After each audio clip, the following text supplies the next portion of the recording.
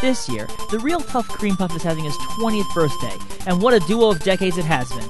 Ever since his monochromatic debut, Kirby has defined himself as one of Nintendo's most charming franchises, and certainly HAL Laboratory's most prolific character. Whether he was flying through the air, blowing up giant clock comets, or spinning himself into a yarn tank, Kirby has done it in style. Now over a decade old, Kirby had been into adventures spanning multiple consoles and handhelds, but by 2004, Kirby had been reduced to merely another series on the popular Game Boy Advance. With his creator gone and his home company relying on other developers to help, some began to wonder where Kirby would go. In 2004, Nintendo had launched the unique successor to the Game Boy Advance, the Nintendo DS. Gamers had a level of uncertainty regarding the new dual-screen, touchscreen handheld, and releases such as Super Mario 64 DS only made it appear like a portable Nintendo 64.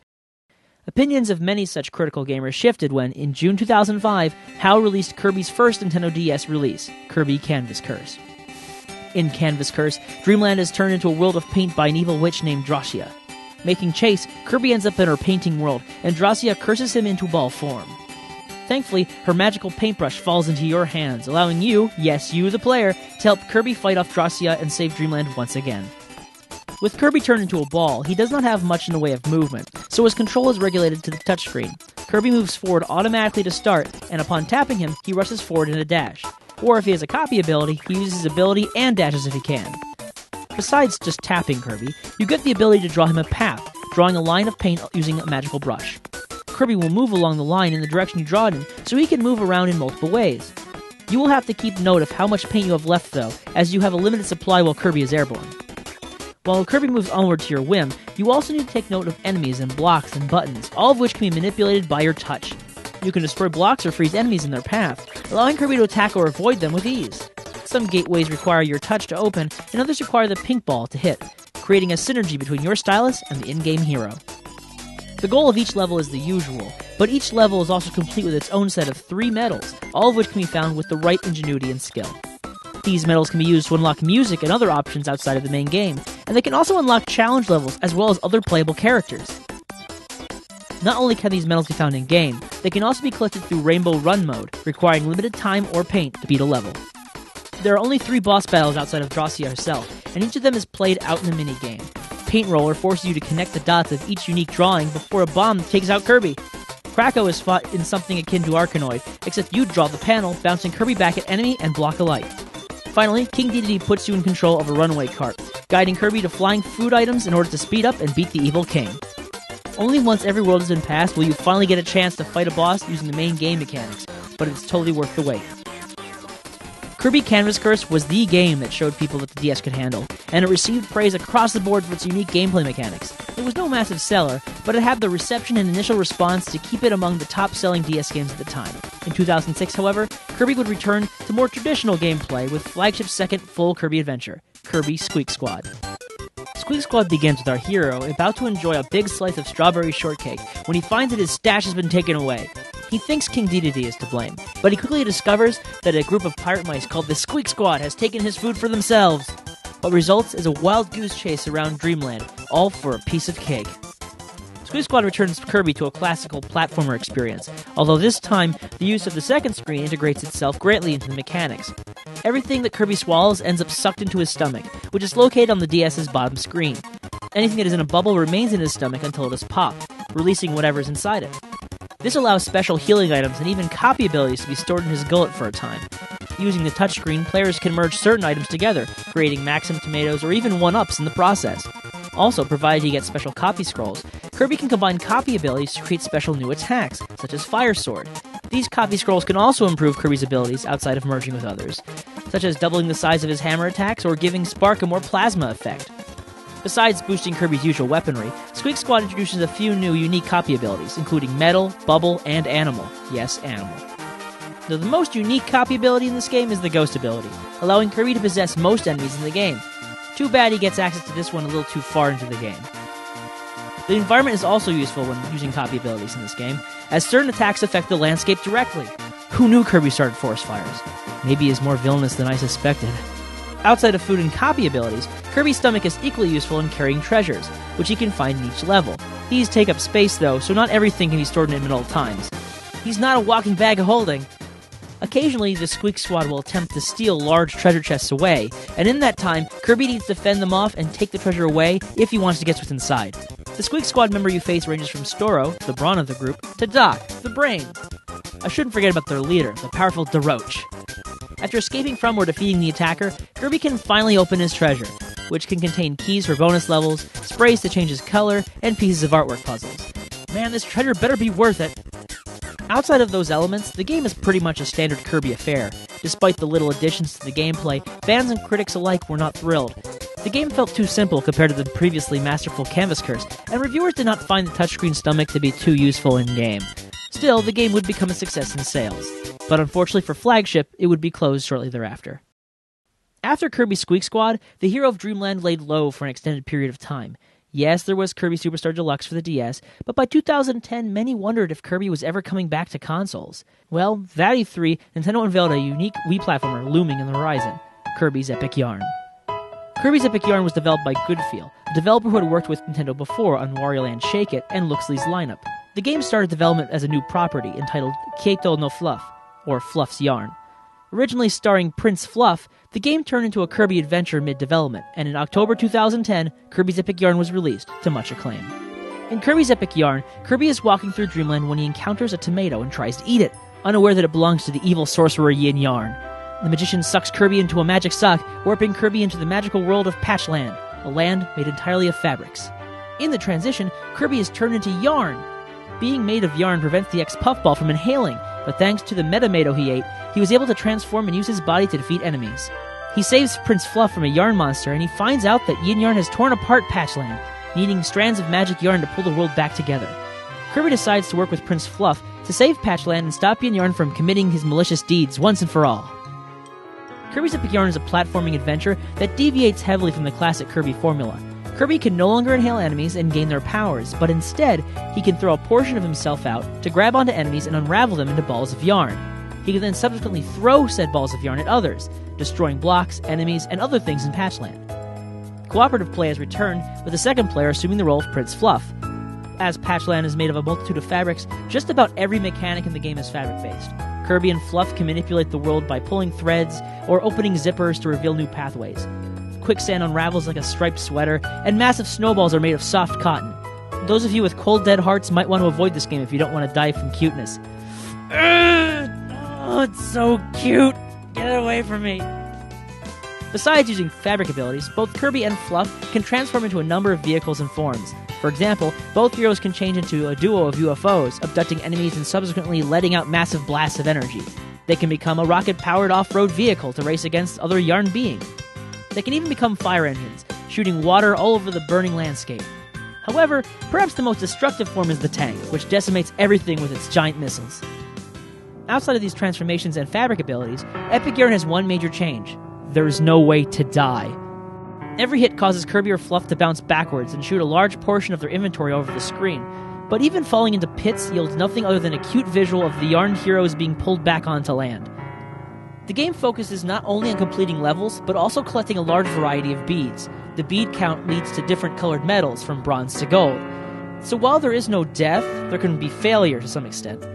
Those looking for a challenge in Epic Yarn can try going to Patch Square, where occupants of the large hotel can put Kirby and Fluff together in challenges such as hide and seek or bead collecting. Of course, you need to convince them to occupy the hotel in the first place, requiring you to decorate the hotel rooms with items found in the levels. In the end, these challenges allow the heroes to decorate more furniture and patterns. Not exactly what you'd expect from a Kirby game, that's for sure. In the end, Kirby's Epic Yarn was seen as a great return for Kirby, but it still made people wonder what HAL was doing with their biggest franchise. While they were consulting with Goodfeel for Epic Yarn, gamers worldwide found out that HAL was working on not one, but two new Kirby adventures, both releasing late 2011. While the Nintendo 3DS launched early 2011, HAL was working on a completely new Kirby experience for the DS. What emerged was the real-time platformer strategy game Kirby Mass Attack, which released in the US September 2011. In Mass Attack, Kirby is relaxing at the Popopo Islands. Popopo, get that? When Necrodus, the leader of the evil Skull Gang, attacks Kirby and splits him into 10 smaller copies. He destroys all but one copy of Kirby and rushes off to continue his dark plans. The remaining Kirby encounters a star, representing Kirby's heart, which tells him to follow it and go on an adventure to save him and stop Necrodus and the Skull Gang's evil plans. Mass Attack takes a few notes from Canvas Curse in that players do not control Kirby, or Kirby's, themselves. Rather, by touching the screen, a star appears which guides the Kirbys toward it. The Kirbys can grab onto the star and be lifted along a path for a limited time, too.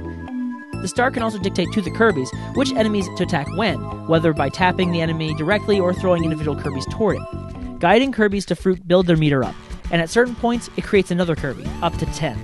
While these 10 Kirbys cannot inhale the enemies they encounter, they can give them quite a wallop. Hit points are also different in this game. If a Kirby gets hit, he turns blue, and the second time he gets hit, he turns into a ghost. A second Kirby can help bring him back to life, though, bringing strength in numbers for offense and defense. And keeping numbers high is important, because some levels require a set number of Kirbys, so it's best to make sure all the Kirbys make it.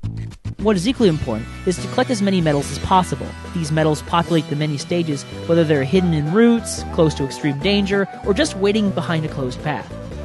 As you collect more medals, you obtain new unlockables, including a series of mini-games, all of which add to the style of the game. Such games include Kirby Quest, a touch-based RPG with multiple Kirbys, Strato Patrol EOS, a top-down shooter with arcade action, and Brawl Ball, a new take on Kirby's Pinball. Along with the main game, these little games make Kirby's resume that much deeper. It also makes me want a Kirby RPG. Do you hear me, Hal? Make it happen. Kirby Mass Attack was well received by reviewers across the board, finding the mechanics to be a welcome break from standard Kirby platforming, and some found it to be a wonderful use of the touchscreen, just as the DS would be replaced by the 3DS. Even so, Kirby was not done in 2011. Just a month later, HAL would release its first Kirby console platformer in over a decade, Kirby's Return to Dreamland. Before getting to Return to Dreamland, HAL had been trying to produce a console Kirby since Kirby Air Ride. The first attempt was a side-scrolling platformer with an emphasis on 4-player cooperative play, but the team had trouble getting the 4-player experience to work well on the GameCube. This was actually shown at E3 2005, but never released. The second project was a fully 3D Kirby adventure, but it just didn't work out. And a third project made use of cell shading to make a Kirby game with a pop-up book aesthetic. Development of Kirby's Return to Dreamland really began in 2010, when the team came together to make a single-player adventure first and a cooperative game second.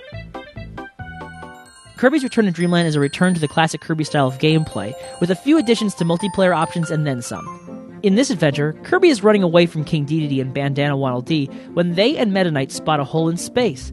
From the portal, a large spaceship emerges and crash lands into Popstar. Inside, the heroes find the alien Magolor, who finds that his ship, the Lore Starcutter, has lost its main parts and 120 spheres which power it. Kirby and his crew see his plight, and they decide to help Magolor find the ship parts and help him return home.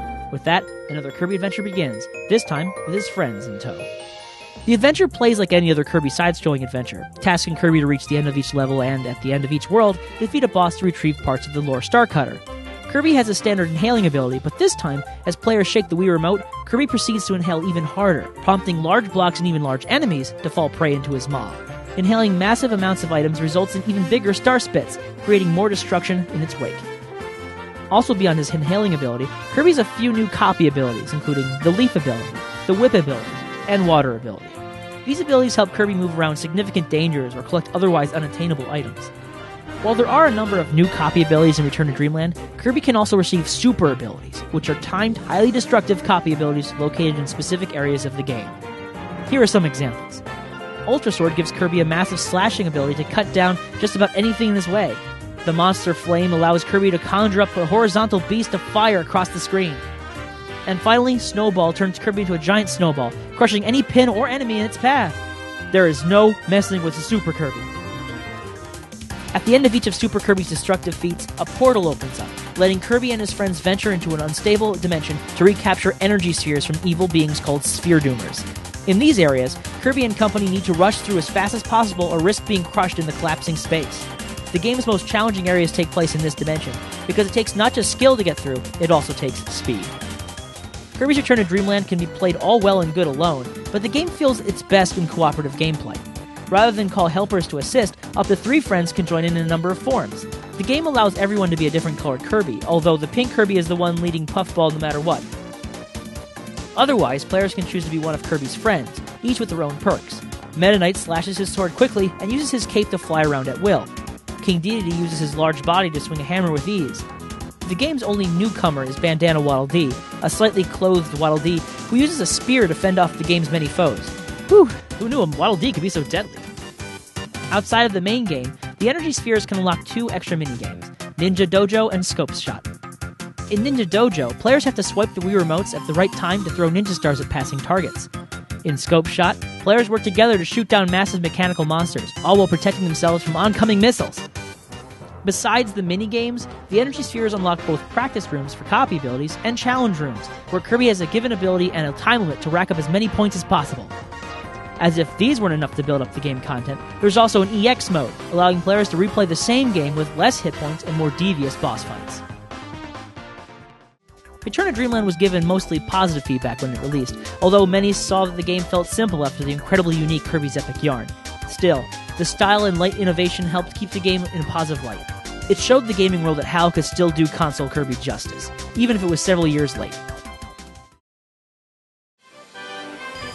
This year, Kirby celebrates his 20th birthday with Kirby's Dream Collection Special Edition. Complete with 6 of the many games mentioned in this retrospective, some extra challenge stages, and a historical overview of Kirby's game lineup, it is not something a Kirby fan should miss. After all this time, it still leaves one big question though. Where does Kirby go now? Looking at his past though, I imagine we will all be having fun with him, wherever he goes. Happy birthday, Kirby. Now grab yourself some cake.